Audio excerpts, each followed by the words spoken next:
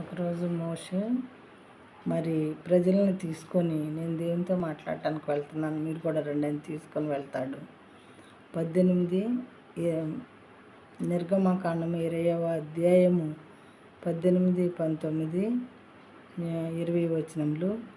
ప్రజలందరూ దేవుడు ఎప్పుడైతే అక్కడికి వస్తారో అప్పుడు ఉరుములు, మెరుపులు, బూరధ్వనులు, మరి దుమ్ము ధూళి ఆ పర్వతం మీద పైకి లేగటం, పర్వతం కంపించడం, ఇలాంటివన్నీ కూడా చూసి భయపడతారనమాట. వాళ్ళు ప్రజలందరూ ఆ ఉరుములు, మెరుపులు, ఆ బూరధ్వని, ఆ పర్వత ధూమమును చూచి భయపడి తొలగి దూరముగా నిలిచి మోషేతో ఇట్లనిరి, నీవు మాతో మాట్లాడము, మేము విందుము.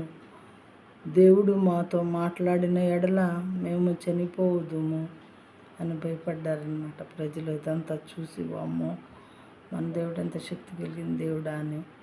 20వ వచనము, అందుకు మోషే, భయపడకుడి, మిమ్మును పరీక్షించుటకును మీరు పాపము చేయకుండునట్లు ఆయన భయము మీకు కలుగుటకును దేవుడు ఏం చేసినని ప్రజలతో చెప్పాను.